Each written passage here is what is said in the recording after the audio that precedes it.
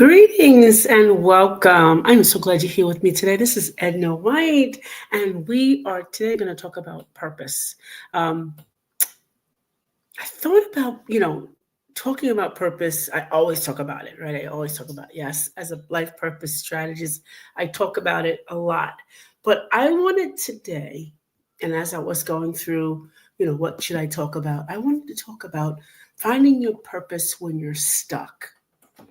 And a lot of people think that they have to, you know, um, search it or figure out where they are, or maybe they're stuck for a reason. Maybe it's not really their purpose. But I'm going to help you, like, kind of figure this out. It's not about finding it.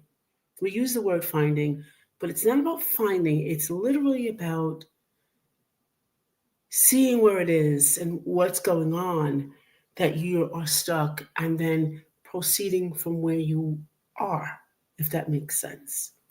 So, this is Keeping It Real on Purpose. And of course, I am your host, your life purpose strategist. So, my personal story around this is one year when I was in working in my profession as real estate. I thought maybe this isn't the area for me, because I was struggling in the beginning. I was struggling just to do sales, right? Struggling, really struggling. Although I had the momentum, I just wasn't doing the momentum I used to do. So I was like, what is it that I'm doing that's wrong? So one day, I just felt so defeated. One day when I said, okay, you know what? This avenue may not be working for me. What is it that I do? So as I'm sitting and thinking, and the rent in the building is due, all of a sudden, in walks this client and says, I heard that you were the rental lady. So I was like, really? He says, yeah, I heard you are the rental lady and you're really good at the programs, at all the programs. I'd like to work with you. And we have a whole lot of other people that can use your service. Right then and there, I knew which direction I wanted to go in. And I was one of the very few agencies that just specialized in every program there was. So, of course, I sat all my agents down and I taught them all about each funding stream that each each of the organizations had, and where they come from in the state, so they would be able to actually utilize them, market them to the landlords, and make it work. And I want to tell you, just sitting down and realizing that for myself, well, actually, it was just a little bit of help from the universe, but realizing you just don't have one area. So sometimes when we're in our own stuff, we get stuck. And it's not just one thing that we do well. For me, I was thinking real estate was just sales, just getting houses, buying and selling, buying, selling, listing and selling, listing and selling. That's what the number one thing is. And I thought it was that, but then it became, no, it wasn't the only thing. So you have to learn how to do all of them well, but there's one thing that you do very well. So that was my instance of being stuck, and getting out of that was learning that there are so many dynamics to me, so many dynamics to your career, so many dynamics to your personal life, so much dynamics to a relationship. Feeling stuck in your life can end in a moment with you just sitting down and pausing. So what does it really mean to feel stuck in life or in your career? Feeling stuck in life or career means experiencing a sense of being trapped or unable to progress despite wanting change, or doing something, or trying to improve that change, right? This feeling often comes with a sense of frustration, dissatisfaction, and confusion about the next steps, which I completely had all the way through. All the way through. I was like, oh God, this is horrible. It's like being in a rut. It's like being, I'll tell you exactly what it feels like. It felt like to me. It was like being, looking at you know how you see the hamsters running on that? It was the same. It was just that way. I was running in circles and getting nowhere, moving paper from one side of the desk to the other side and wasn't getting anywhere. And every effort that I made to move forward seemed to be met with obstacles or dead ends. So I'm going to give you today common signs so you can know that this is where I am right now. You know, this is, as soon as you feel them, there's a reason why you start to feel them. Okay. So I'm going to give you the common signs and symptoms. And it's all about your emotional status and your mental status. So here are some signs. Frustration and irritability. If you're on your job and you're being frustrated, you're being irritable, boy, it's a great sign that you're stuck, right?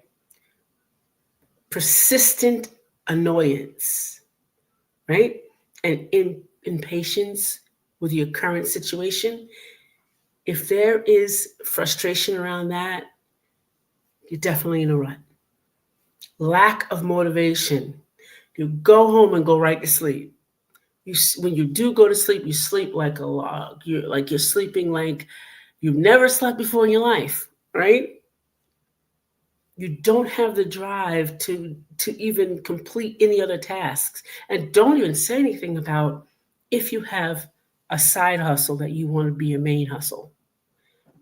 Even those areas you once enjoyed, even going out with your friends, even going, if I love canoeing, if I didn't go canoeing when it was the season, I had to count myself, hey, there's no lack of motivation. There was something going on with me, of course, right? Those are signs. Number 3, anxiety and stress, heightened worry about the future and your ability to change your circumstances. Anxiety and stress are the big motivators of illness within your body. It's the emotional sign, but it's also a sign that it will soon enter your body and send you into a different area, different realm. 4, depression and despair, feelings of sadness, hopelessness, or a sense of being overwhelmed. Right?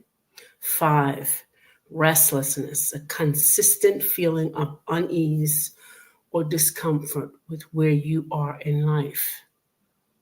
If you constantly feel this way, these are your signs that you are emotionally and mentally ready for a change or stuck. Okay, the behavioral signs. 1 is procrastination. You're always delaying tasks and responsibilities.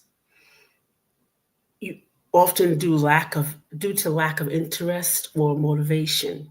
So, as you know, I always say motivation is from the inside, right? It can be sparked from the outside, but motivation is definitely sparked from the inside and keeps you going. So you delay your task. And again, I'm going to say, especially if you have a side hustle, it will never get done. If you have a book that you're supposed to be promoting, it will never be promoted and no sales will come out of it. If you have a product that you've created and you will never get to that. You will never get to that.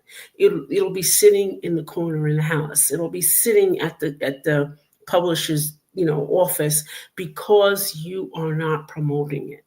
You won't get to it. You'll procrastinate, or you'll be so tired and overwhelmed that you'll just don't do it.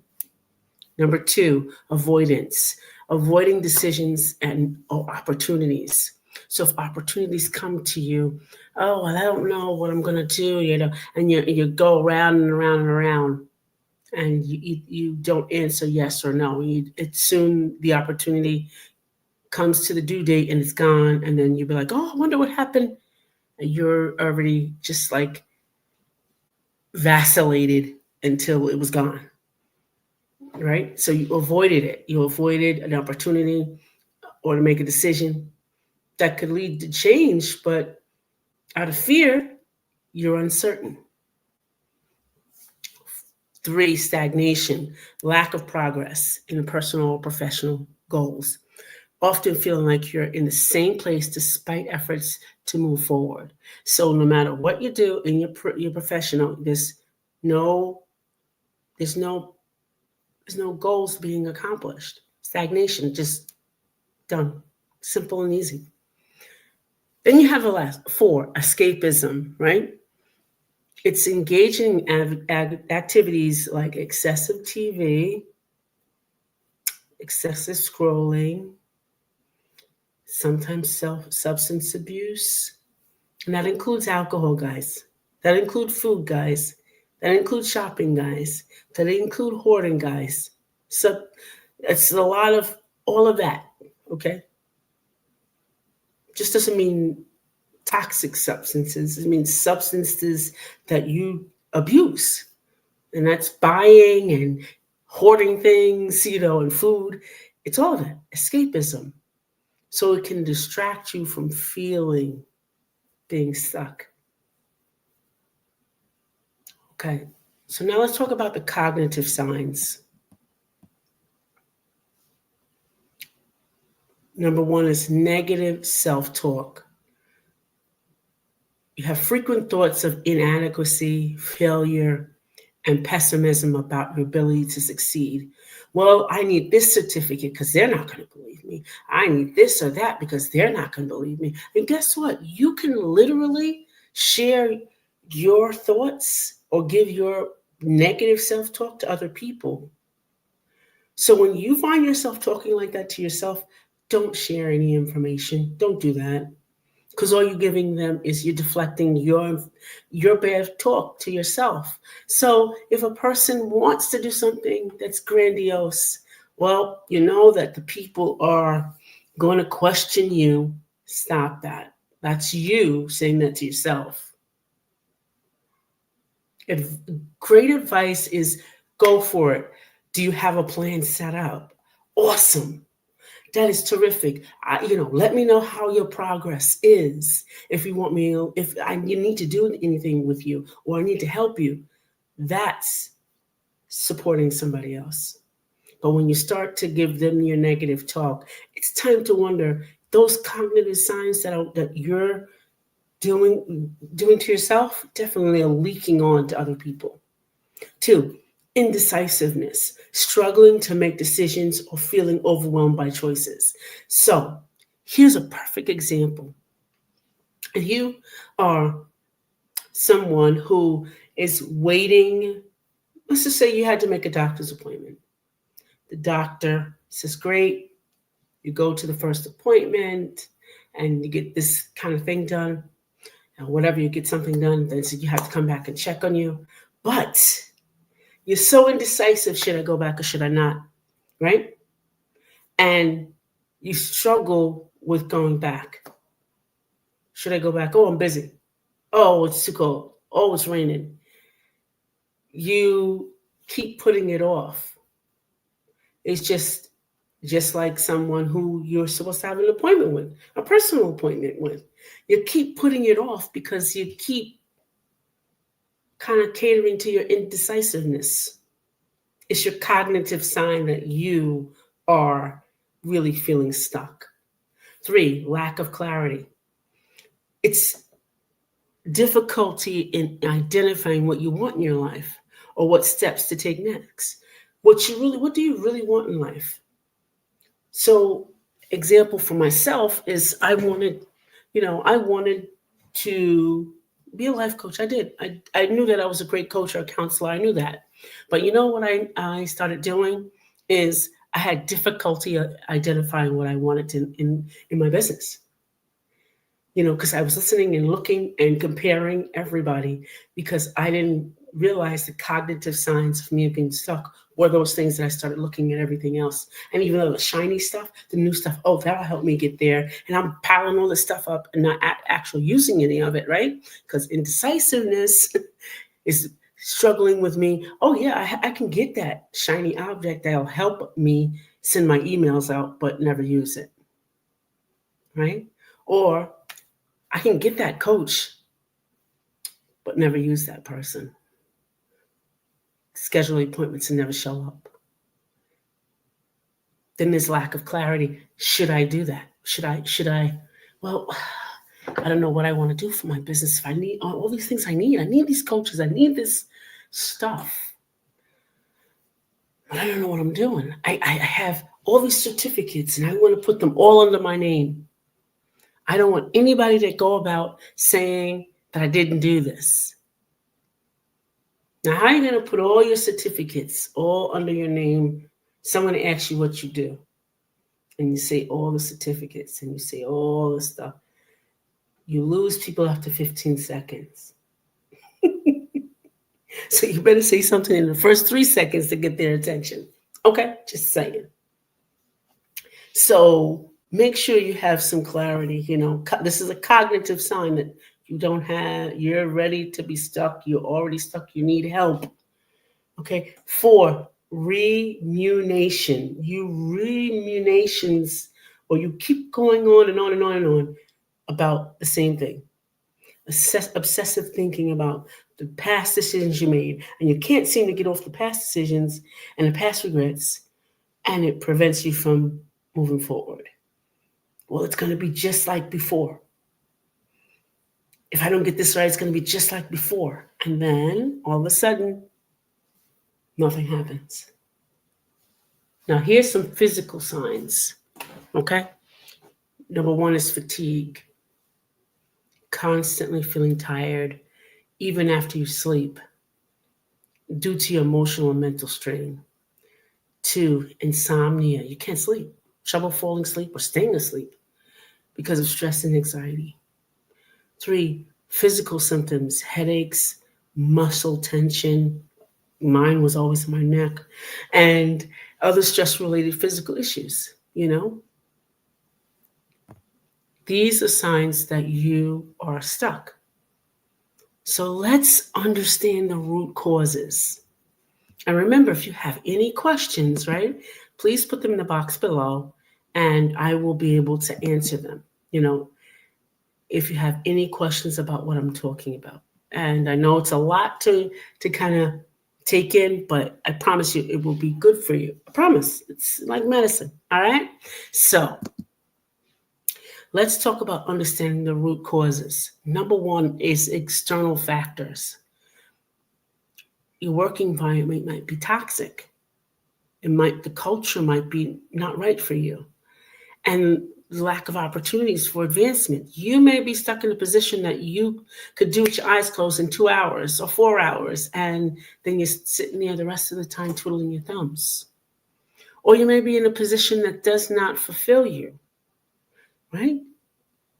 Because it's not actually using all the gifts and all the parts of you who you are. So those may be some external factors. A personal relationship, unsupported or conflict-ridden relationships that drain energy and focus. Those can be causes even as an employee in your career. First, it's your work environment, then it's your life circumstances. Your personal relationships, they really can impede on you, all right? And remember this, you are your brand. You and your job you do, or the career you choose, or the entrepreneurial journey that you take are you. You can't separate them both. You can't. You can try or act like you can, but you can't. So you have to get aligned here in order for this to get aligned here. Okay? So personal life and whatever you're doing in your life, career or entrepreneurship, they cannot be separate. You are the brand, and it all lines up here. Okay?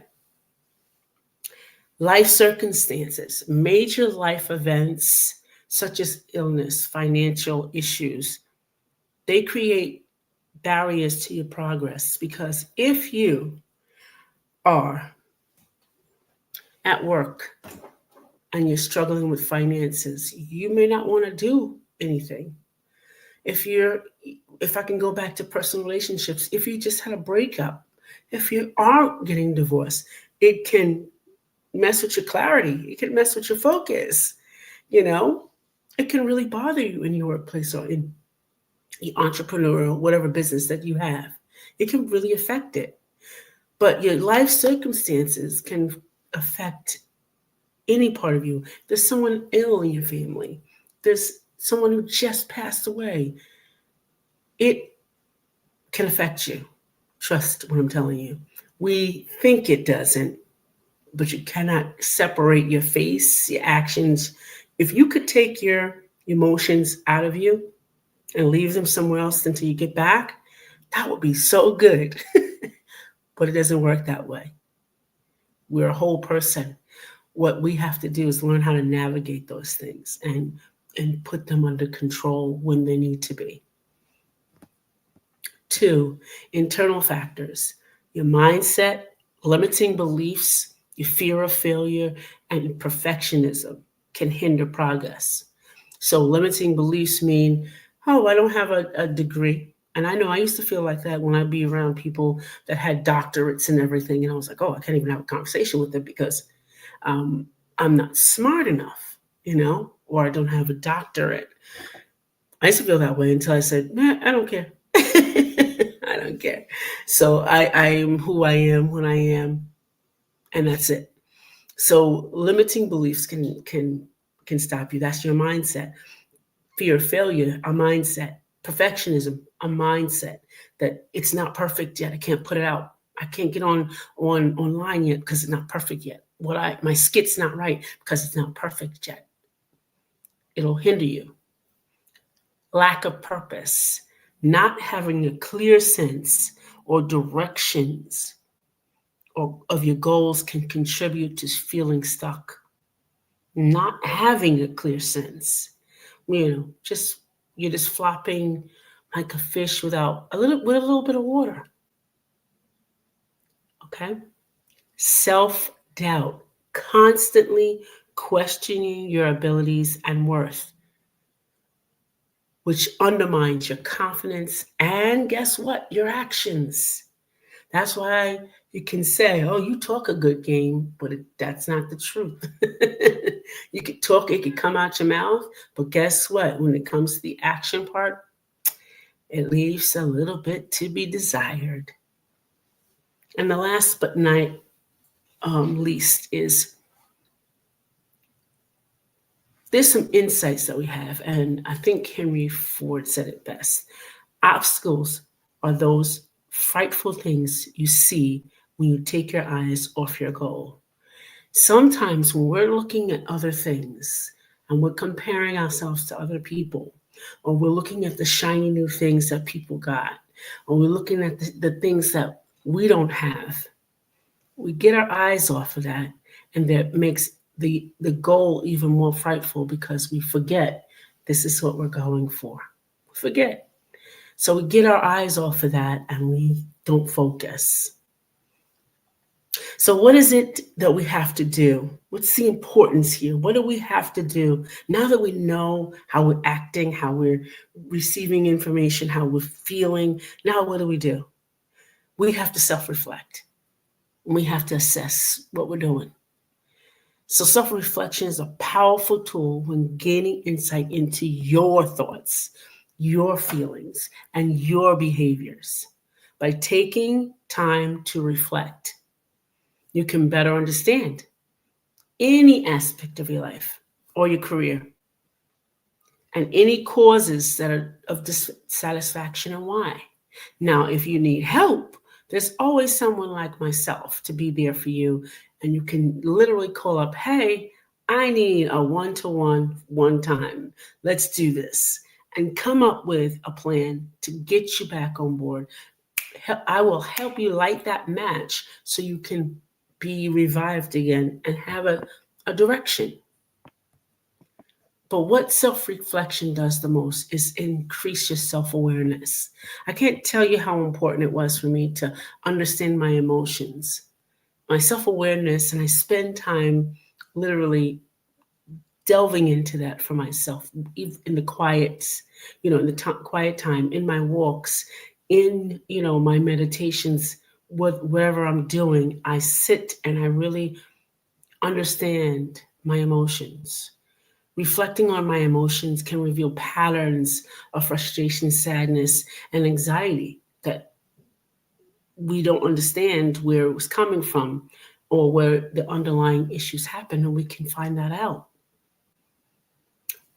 The other thing that it can do is identify triggers.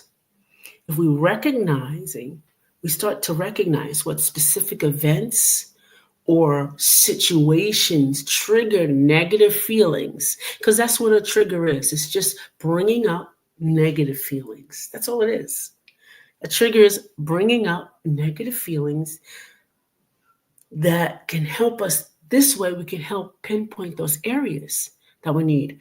Awareness, self awareness tells us that. When we sit down and really be aware, you wouldn't have to sit down, just be aware. Just start to be aware, be conscious of yourself. And the way to do that is meditation. Yeah, I said it. Yes, meditation. I know everybody's been saying it. And listen, meditation isn't the way everybody says it is. Suss all of the ways to meditate, then allow you, your personal self, to develop that. Don't listen to everybody. You know, that's another thing. Okay. But we'll talk about that another time. The second thing that awareness does is clarifies your values and your priorities. It helps align your core values. Reflecting on your core values can highlight discrepancies between your current situation and what truly matters to you. Sometimes your current situation weighs on every decision or opportunity or direction, even your emotions, your thoughts, and your behaviors. Okay? So we have to look past our current situation and be able to take care of just in the moment. Because whatever's going to happen in the future is going to happen. Whatever in the past happened in the past has happened. So there's nothing you can change. The only difference that matters now, you could stay in the moment. It also helps reevaluating priorities, understanding what your priorities are, right? And how to prioritize them can really help with your daily activities. It helps you align with them and long-term goals and your desires. Remember what I said now? It'll help you align with your long-term goals and your desires. Two things, not one, two things. Now, what's a third thing? Recognizing patterns and habits. So behavior patterns is one thing that helps do, right? Recognizing the patterns and habits. It identifies reoccurring behaviors that lead to dissatisfaction, that can help you understand yourself and what needs to be changed. So if you're a person that goes to work and shares all your business and you wonder why people want to stay away from you, figure it out. You dump too much, you share too much. If you're a person that is standoffish and you want people to come and see you, you probably don't belong there. You belong in a palace somewhere. Okay? Because you're at work. You're not at a palace. So things have to change. Bad behaviors. If you're snappy and say, oh, this is how I am, no, it's not. Sarcasm and all of that has to do with fear. Check all of that. Right? It has nothing to do with it. It's identifying those bad things. Then Then do a habit analysis. Now, this deep dive, and I'm talking about here, you have to sit on down somewhere. You have to sit on down, all the way down somewhere, with a pen, paper, and you have to dig, right? The pen is your shovel, and the paper is the pail. Okay, put it all down. It doesn't have to look right. Doesn't have to sound right. Just put it down. It's a habit analysis. Reflect on your daily habits. Can show you which routines are beneficial and which contribute to feeling stuck. And let me tell you, I had a daily routine with my business that I thought was supposed to be the thing. And I looked and I started educating myself around habit analysis. And I was like, that's why I feel that way, because it's no longer serves me. So now I have to step it up the next level. Doy. But don't say doy. I said doy to myself only jokingly, but you shouldn't say that. It's now you understand. You get it? Some things aren't useful anymore. Okay. Evaluating achievements and setbacks. That's 4. Assessing accomplishments. I always tell you all, get your resume out and just look at it. Review it and smile what the great things you've done along the way to get here to this moment. Reflect on your past achievements. That can help you understand what brings you joy and fulfillment. It'll bring the joy back to you. And it'll also bring, I forgot, a lot of that back, Learning from mistakes. Now, I'll take the example, running your mouth at work, telling all your business at work. I'm not saying you can't be friendly. I'm not saying that. Just running and telling all your business can be a setback, because they'll use this. You give them the ammunition to shoot you. You give them the bullets to shoot you. So when somebody says, "Well, isn't your son blah blah blah? Isn't your daughter blah blah blah?" You'd be like, "Well, why are you going to talk about my kid?" Well, you gave them the ammunition. It shows learning from mistakes, shows you your setbacks, and it gives you insight into what went wrong and how to avoid similar issues in the future. Okay. Number 5, understanding interpersonal relationships. We are all brought here to have interpersonal relationships, whether we like it or not. We were born that way. We were brought here to do that. Sometimes we say that, people are monks and da-da-da. We were born with 2 hands, 2 feet, and a brain and 2 ears and 2 eyes. Relatable. We have to have interpersonal relationships. So one thing you have to do when you understand this is evaluate relationships. Reflect on your interaction with others. It can help you identify relationships that are supportive and those that are draining and toxic. I've done that in my life, and I often do that, because you know what could really bring out your knowledge or understanding of that? Let something happen and see where everybody is. That's all I'm saying. See who comes a running. The second thing that understanding your interpersonal relationships does is helps you have a social dynamic. Understanding the dynamics of your social and professional circles can reveal areas where you need more support or healthier boundaries. Remember, I said go to work and telling all your business. There's a boundary that needs to be put there. And it's not by them, it's by you, right? And if you don't know how to do it, or you don't know why you do it, go to a therapist or get a coach.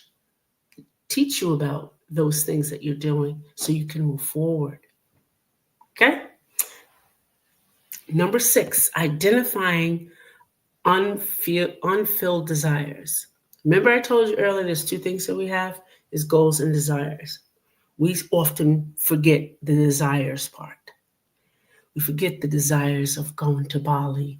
We forget the desires to traveling every 3 months. We forget the desire to go horseback riding. We forget those desires and we stick to the goals, right? So, what we need to do is continue with the dreams and aspirations. Keep reflecting on the dreams and aspirations so you can highlight what you feel is missing in your life or your career. The second one is passions and interests. Consider your interests and your passions. They can reveal what activities and pursuits you should be incorporating more into your life. A lot of times we become so responsible that we forget to be recreational and social. We forget our friends. We forget that we have those. They come to support us. We forget that we have a creative part in our life. Forget that. Forget that part. Yeah. Okay. Number 7 is addressing limiting beliefs. Self-awareness can help you create an internal dialogue and understand and reflect on your internal dialogue to uncover those limiting beliefs that hold you back from pursuing what you truly want. What you truly want. You just don't want to pay the bills. You want to excel. You just don't want to have 2,000 a month. You want to have 2,000 plus or more, you know? And those limiting beliefs puts the cap on you and says, oh, if I just have this amount, I'm good. I ain't gonna say no more about that. Mindset shifts. It helps you recognize negative thought patterns and it can help you shift towards a more positive and proactive mindset. See, mindset shifts are all about proactiveness. So when something pops up in your mind, hey, get out of here. That's not true. This is true. In a matter of milliseconds. Okay? So how can we get started on practicing these self-reflection techniques? How can we get started? Well, I already told you one or two already. Journaling, daily reflecting. And look, take some time out. I'm going to charge you with this. Take some time out, 5 minutes, and just journal for 5 minutes. Daily reflections about your day, about your experiences, what made you feel good, what made you feel bad, what are you dissatisfied with? And then create some prompts for yourself. What drained my energy? What gave me a sense of accomplishment? Create those prompts for yourself. So you sit down, you can just answer them, boom, boom, boom. Then there's meditation and mindfulness. Meditation is nothing but mindfulness, being more aware about your thoughts. It's not about being quiet. It's about being mindful of your thoughts, your emotions, without judgment. It's like, yeah, I did talk about Sister Sue. No judgment. Forgive yourself. That's not nice, Edna. Okay, that's enough of that. This is the good qualities about Sister Sue. And it can share subconscious mindset things that are going on. Then also give yourself a guided meditation. If you can't stay focused, start out 5 minutes, 10 minutes, 30 minutes, hour, and the guided meditation will take you through. Simple as that. We all need help. And of course, SWOT is strengths, weaknesses, opportunities, and threats. You can add that into your journal too. Okay? So now that I shared some of those things that you can do for yourself, start to set your goals and start to be accountable for your desires. Remember that these steps that you have to go, understanding why you're stuck. Have some self-reflection, explore your interests and setting goals and know your desires, and then take action. I'm going to encourage you today to really, really listen to what I'm saying to you so that you can grow. I know that each of us has things to do or responsibilities to the day, but don't we have a responsibility for ourselves? There's a question out there that says, is there a single purpose or can we have multiple purposes? And my answer to you, listener or watcher, This question gets to the heart of whether finding purpose is about grand destiny or collection of fulfillment experiences. I'm getting tongue tied. I think I'm hungry. But it's a collection of those fulfilling experiences. So I can tell you it changes, but it's the same thing. It comes from the same funnel. So for me, my purpose when I was 12 was teaching Sunday school students, right? Who were little children, reading to them. But as I got older, it transitioned to something else, to someone else, not away from that. I may have steered myself away from it, but it was still the teaching that really was supposed to be the thing I was supposed to be doing. Okay? Let me see. Are there any other questions? Nope, no other questions. So if you have a question, if you have any questions, remember to put it down in the box beneath the video, or if you're watching it on LinkedIn, Instagram, on Facebook, put the questions down. I'll be glad to answer them. And remember to like, subscribe, leave a review, follow us on social media, right? So that we, can be built up. I want to tell you that we've been doing so great with this YouTube and with our audio um, podcast. I lost the words for that. And we've been getting almost 1,300 downloads per week. And I want to thank you guys for that, because if it wasn't for you all listening and watching and sharing and loving and subscribing, we wouldn't be here. We want to build our YouTube up. So we're looking forward for you guys to come on over to YouTube. All right? And listen, I have some great things coming up this year, and I know you're going to love it. Join us for the Waiting to Exhale State Street Tour. It's a 2-day retreat for 5 months, starting from June 6th to the 8th, July 11th through the 13th, August 1st to the 3rd, September 12th to the 14th, and October 4th through the 6th. It's right here on Long Island. You can't miss it.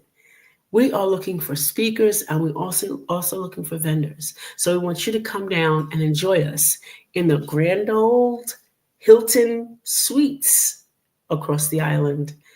I will look forward to, if you have questions about how to contact me or get that information, go to www.ednawhite.com. Thank you for listening, and I hope I said something today that really helped you. Bye for now.